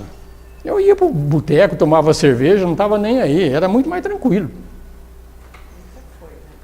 Depois você começa a ter uma certa consciência, aí você começa a reprimir algumas coisas. Não é verdade? Não vou mais tomar cerveja, não vou para o boteco, não vou fazer isso, não vou fazer aquilo. É a repressão que você está fazendo. Você está se reprimindo, que você só quer o lado luz do inconsciente. Você não quer o lado sombra, porque o lado sombra é errado. O que acontece quando a gente chega numa fase dessa? Isso aqui, ó. O paraíso da psique coletivo chega ao fim. A psique coletiva, para quem? Para o indígena ou para o animal, é o paraíso. Deus provê tudo, você não precisa prover nada. Esse é o paraíso da psique coletiva. Aí quando você começa a especular, aí você começa a reprimir algumas coisas, mas você começa a reprimir, mas o desejo ainda está ali, não está não? Acabou o paraíso da psique coletiva. Sinto muito informar vocês estão todos nessa fase. Eu também. Então, o paraíso da psique coletiva, para nós, acabou. Enquanto nós estivermos nesse mundo, nós estamos lascados. Sempre lutando com o certo, o errado, o adequado, o inadequado, o bom e o mal. Então, sempre. É desanimador? Infelizmente, me desculpe, quer reclamar, reclama para Deus. Nem adianta reclamar para o Sarney, nem para o Lula. Tem que ser reclamar para Deus. É assim. Então, nós estamos numa fase da evolutiva, os mestres falam, o estágio humano é o estágio mais difícil depois que a consciência entrou nesse mundo. Depois que transcender, é um ser realizado. Mas enquanto não houver a realização, nós estamos no purgatório. E o purgatório não é o mundo. O purgatório é a nossa mente. É aqui que está. Tudo isso aqui é necessário para desenvolver a personalidade. Então, por isso que eu estou sempre insistindo aqui que esse mundo é para isso. É para desenvolver a personalidade. Se você ficasse eternamente no jardim do Éden, você não desenvolvia esse negócio chamado personalidade. Você é um ser coletivo. Você é um animal. Quase que um animal. Deus provê tudo. Tudo. Não tem dificuldade nenhuma.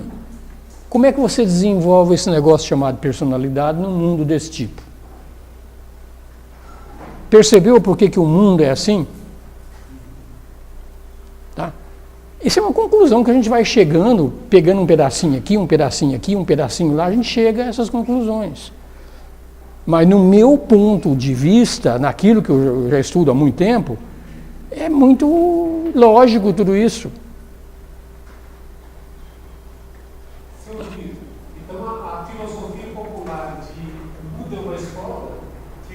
O mundo é uma escola, é isso aí.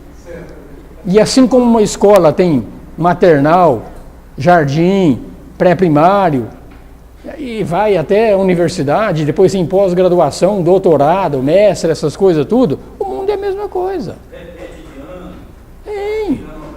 Tem tudo isso aí. O meu conceito aqui é o pré-primário.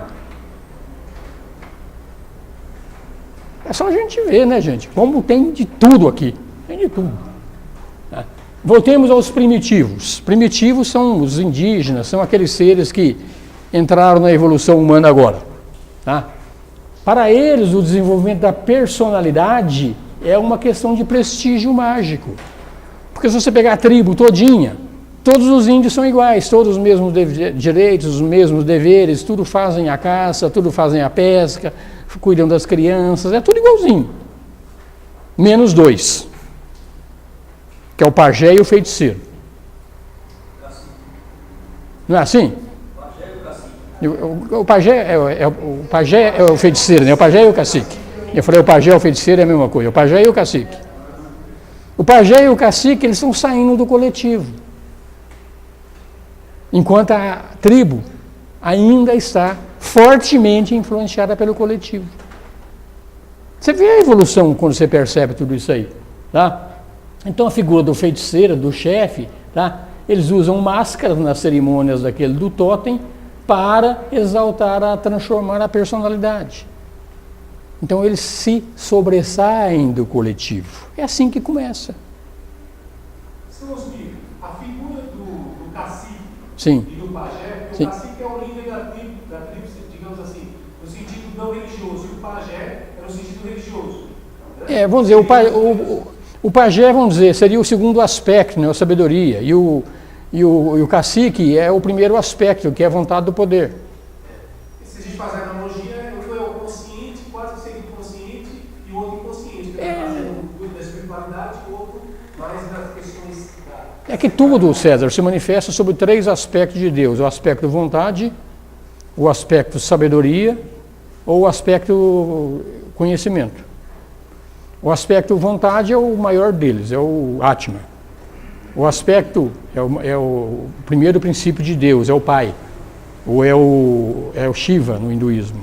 O segundo aspecto é o aspecto sabedoria, amor, que é o segundo aspecto de Deus, já seria o Vishnu ou seria o Filho.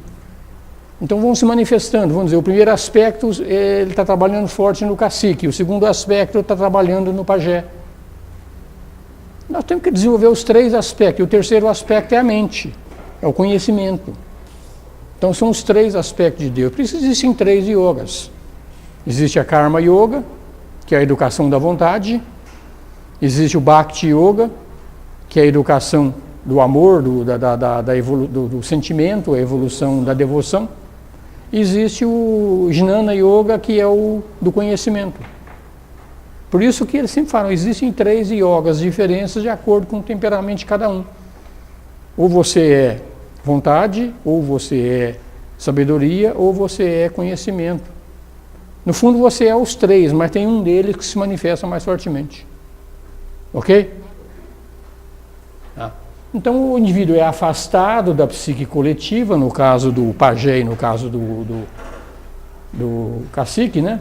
Porque ele se identifica com uma persona, ele é o pajé, ele é o cacique. Então ele criou uma máscara, criou uma persona. É assim que começa o criamento da persona. É assim que vai surgindo o tal do ego. É prestígio mágico. O motivo de tudo isso aqui é a vontade de poder. Quando você começa a sobressair do coletivo, você se torna mais poderoso. Vontade de poder. É isso que faz o mundo crescer. Tá? Então, isso supõe o esquecimento que a formação do prestígio é coletivo. Criar o prestígio, ele é coletivo. Por que ele é coletivo? Para você ter prestígio, tem que ter alguém para te prestigiar. O que adianta você ter prestígio se não tem ninguém para te prestigiar? Por isso que a criação do prestígio é coletivo. Tem que ter aquele que está sendo subindo, vamos falar assim, e tem aqueles que te seguem. Hoje não está na moda aí, né? Você tem que seguir alguém na internet, coisa e tal lá. No YouTube ou no Twitter. Tem 1 milhão de seguidores. Hã? É prestígio. Aí você compra, vai num site, aí você compra um pacote de 1 milhão de seguidores e de repente você tem um monte de seguidor. Tem isso aí, tem gente que vende. Para você mostrar. Amigos no Facebook. Nossa, eu tenho 5 mil amigos no Facebook. Você não consegue relacionar nem com 30. Como é que você vai relacionar com 5 mil amigos? Prestígio, não, eu tenho 5 mil amigos. Não. Olha, gente, como a gente faz. Né? Então é isso aqui. A gente precisa de público, precisa de alguém que nos prestigie nesse crescimento. Então dizer que alguém adquire prestígio pela vontade individual, isso aqui é muito mais coletivo do que só individual. Você vê, então, para você criar prestígio, o próprio coletivo tem que trabalhar em você. Jesus, para ter os seguidores dele lá, o inconsciente trabalhou no Pedro, trabalhou lá no Simão, trabalhou lá em todos eles. Então, tinha o prestigiador e tinha os prestigiados. Então é tudo coletivo. Quando a gente vê e analisa essas, que lê isso aqui sem analisar, gente, não resolve nada. A gente tem que ler e analisar, refletir sobre o que está escrito, para chegar a conclusões. É que a gente vê que só existe realmente uma consciência conduzindo tudo. E o Atman está fora daqui só pegando carona nesse palco do mundo. Até que o ator ligado a um determinado Atman percebe que tudo isso aqui é um mero teatrinho. Aí você se autorrealizou. Pode chover canivete à vontade que não afeta mais. Tudo é coletivo. Tudo é o inconsciente coletivo que leva. Tudo quem faz é Deus. Tudo. Às vezes, em algumas palestras aqui, eu sou massacrado quando eu falo que não existe livre-arbítrio. Você está maluco, eu tenho livre-arbítrio sim. Tá. Pensa bem se você tem. Pensa direitinho. Pensa. Depois você para, escolhe uma ação que você tem o livre-arbítrio, quero isso. Seja o que for. Agora vai atrás dela e faz ela sozinho. Seja o que for. Tenho livre-arbítrio e consigo fazer o que eu quero. Seja o que for. Analise para ver se você consegue fazer uma coisa sozinho. Estava brincando aqui a semana passada, mas nem no banheiro sozinho você não vai. Nem que seja atrás da moita, alguém teve que criar a moita. Você não faz. Tudo é coletivo. Tudo. Aí a gente tem livre-arbítrio. Tem.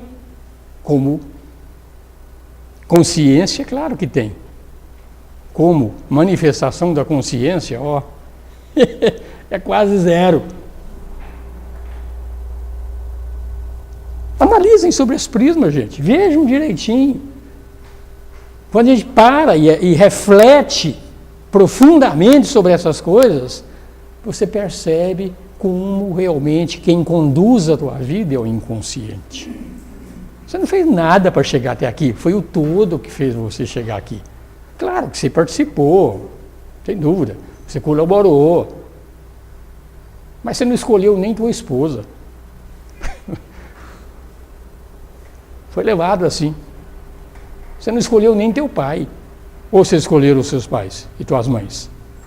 Nem isso vocês escolheram. Nem teus filhos, se é que temos filhos. Nem isso a gente escolhe. Tem o livre-arbítrio. Beleza. Reflitam direitinho. Reflitam que vocês vão chegar à conclusão. Vocês têm livre-arbítrio? Sim. Enquanto consciência. Não enquanto personalidade. Então, prestígio é uma realização positiva para o indivíduo como para o grupo.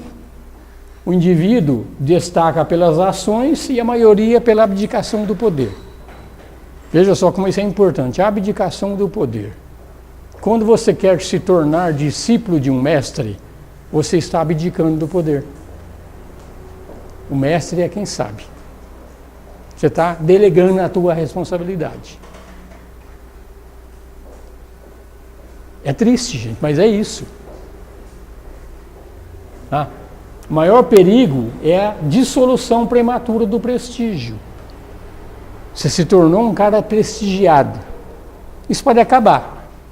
Como é que você evita que o teu prestígio suma? Segredo.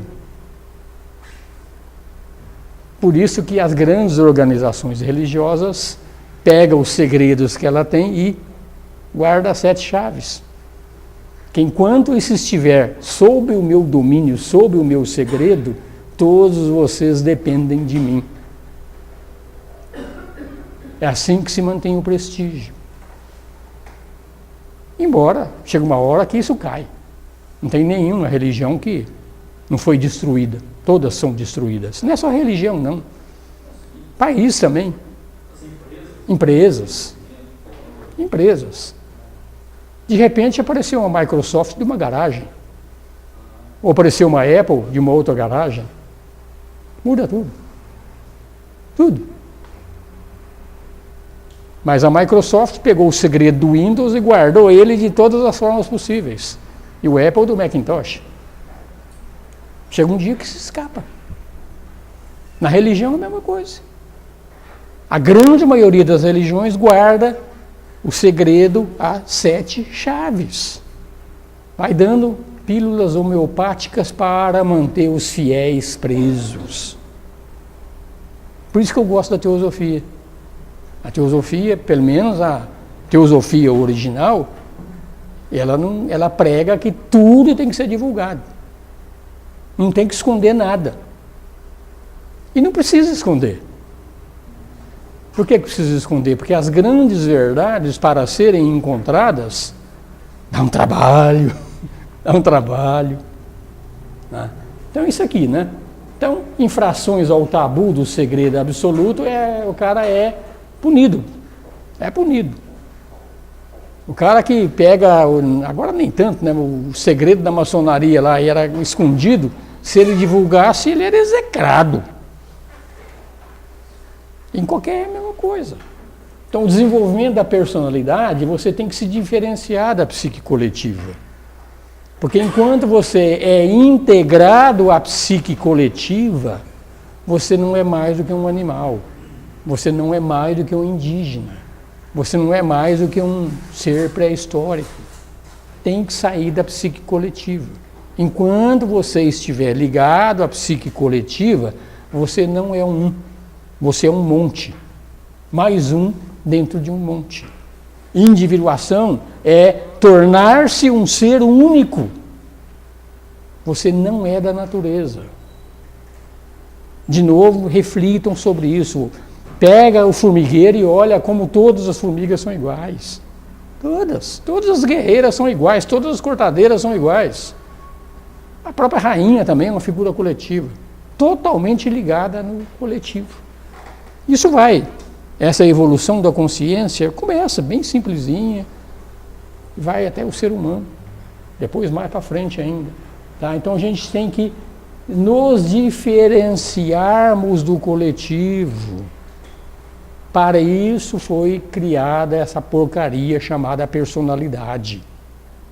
Para você ser persona, você é diferente do coletivo, você está tentando sair do coletivo. E a personalidade vai sair do coletivo quando ela se individuar, quando ela se tornar uma só. Então, tem o perigo de que, analisando o inconsciente, o coletivo e o pessoal se confundam. Aquilo que você tinha falado, como é que separa uma coisa da outra? Pode falar, Zé Carlos. Não, acho que eu confundi até a aula passada com essa aqui. Eu estava entendendo até a aula passada que o William estava propondo esse acesso ao consciente coletivo como uma coisa positiva. Mas é positiva, Zé Carlos. Ele não está dizendo que é negativa. De novo, Zé Carlos. É melhor você ser um mestre de sabedoria, você ser um Buda, você ser um Cristo, do que ser um Zé Ninguém. Não é ruim. Ele não está dizendo em momento nenhum que isso é ruim. Mas você, mesmo sendo um ser altamente desenvolvido como um desses seres aí, quando você entra num processo de encarnação, você está sujeito às leis da natureza. Quer dizer, acessar o inconsciente coletivo é um bom negócio. É, claro que é. Claro que é. Só não se deixar dominar por ele. Não é ruim, não, gente. Não, Pedro, de repente eu me expressei mal.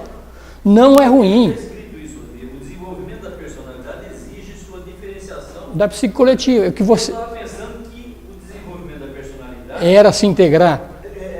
Era tirar informações do consciente coletivo. Sim, tirar informações é uma coisa. Você ser inspirado por um Cristo é uma coisa. Você ser dominado por ele é outra. Aí a questão mais da dominação. É. Tá. Entendi, tá bom. Toda a sabedoria do mundo está no inconsciente coletivo. Isso não é ruim, não. Mas isso aí tem um aspecto, nós vamos falar ainda nesse mesmo livro aqui, tem um lado que é atraente demais. É tanto poder, é tanto conhecimento, é tanta força que você se deixa deslumbrar por tudo aquilo. É aí que mora o perigo. A loucura do poder. É aí que mora o perigo. Você se deixa um deslumbramento de tal forma que você chega à conclusão de que isso aqui é o final, não tem mais nada. E tem. O final é sair desse mundo. Para sair desse mundo, você não pode ser dominado pelo mundo. Aí é a individuação. É o caminho vertical, não é o horizontal. O você se tornar um mestre, um Buda, um Cristo, é a evolução na horizontal, a evolução dentro do mundo. Ela não é ruim, gente. Entendam isso mais uma vez. Não é ruim. Sob o nosso ponto de vista. Sob o ponto de vista daquele ser que não é desse mundo, que é o Atma, é péssimo. Porque ele quer sair do mundo, mas você está preso. Não é só a coisa ruim que te prende no mundo, a coisa boa também te prende. Fala, Hendrick, fala alto aí, cara. A evolução vertical e a evolução horizontal são totalmente independentes? Não, as duas se processam. Se você só vai ter consciência da existência de um Atma ou de um Self depois que você cresceu muito na horizontal, senão você não vai ter essa consciência. Faz parte do processo. Seu Osmir, praticamente seria o símbolo da cruz, né? É, Vertical, horizontal. é isso aí. Eu não li nenhum livro que fala nesse crescimento horizontal e vertical, mas é tão natural que isso me vem, quando eu paro para pensar, isso me vem fortemente na mente. Existem os dois. E os dois são bons, sob o nosso ponto de vista. Porque você ser um ser vamos dizer, realizado no mundo, você ser um ser similar, não que você vai ser igual a Jesus, igual não vai ser nunca, similar. Um ser que tem um tremendo conhecimento, um tremendo amor, tem tudo isso, não é bom? É claro que é muito melhor do que ser o que nós somos. Chega lá. Entendeu? Mas agora se põe, você, é que a gente acha que nós somos um ser e o self é outro. Por isso que vem essa incompreensão. Não, para mim, ficar aqui nesse mundo está beleza, porque o Atma é uma coisa e eu sou outra. Para mim, aqui está bom. Aí falta a consciência de que você é o Self. E o Self foi enganado pelo mundo. Como aquela história do Indra, que encarnou como um porquinho e foi enganado pelo mundo. Ficou preso no mundo. O Self não quer ficar aqui. O Atma não quer ficar aqui. Não sei por que ele entrou nesse mundo. Não vamos discutir isso aqui não. Tá? Mas ele quer sair. Ele quer sair. É o filho pródigo que quer voltar a casa. Então, se você analisa como pessoa ou como alma, que a alma é desse mundo horizontal também, a evolução da personalidade faz a evolução da alma na horizontal, está perfeito esse mundo aqui. Nossa, esse mundo aqui é beleza. Agora se põe como aquele ser que está preso no teu coração. Ele só vai ser liberto o dia que você o quiser. O único ser que pode libertar o Self, que pode libertar o Atma, é você. Mas você é tão egoísta que não quer libertar. Aqui é gostoso, aqui tem minha porquinha aqui, eu tenho meu barrinho aqui, então deixa eu ficar aqui que é bom. Percebeu? Entendam, gente, definitivamente, nós somos o Atma, nós somos o Self, e nós estamos chafurdando na nossa lama ali e não queremos sair daqui. Isso aqui é bom pra caramba. Então esse mundo é para isso.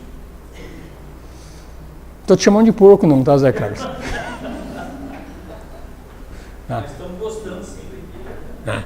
Então isso aqui, análise do inconsciência pode trazer consequências desagradáveis, sim. A identificação com a psique coletivo tentará impor aos outros as exigências do inconsciente. E as exigências do inconsciente, quanto mais você crescer na horizontal, mais você fica semelhante a Deus. Que o conceito de Deus dele é esse Deus do mundo criado. Não é o conceito do Atma, embora ele sabe perfeitamente que o processo da individuação é transcender esse mundo de Deus. Então, quanto mais nós crescermos na horizontal, mais nós vamos ficar semelhantes a Deus. Vamos virar a Madre Teresa de Calcutá, depois nós vamos virar algo similar, né? Estão falando assim, um Gandhi, depois um Jesus, um Mestre Moria, um Mestre Kuthumi, um Buda e um Logos do Sistema Solar. Tudo isso aqui é infinito, esse crescimento. Mas é isso aí, é o inconsciente. Tá? Então o elemento de diferenciação é o indivíduo. As maiores realizações que existem são individuais. O coletivo, a realização do coletivo é mais ou menos dentro de um determinado padrão. As maiores são do indivíduo, tanto as coisas boas quanto as coisas ruins são do indivíduo. As maiores. O coletivo é o coletivo. Então, quanto maior for uma comunidade, por exemplo, a comunidade corintiana, maior a soma dos fatores coletivos. A forma pensamento Corinthians num dia de jogo é triste, ou do São Paulo, ou de qualquer, seja quem for. Tá? Então, tanto mais o indivíduo será moral e espiritualmente esmagado. Porque você, estando sobre essa esfera coletiva, você é esmagado.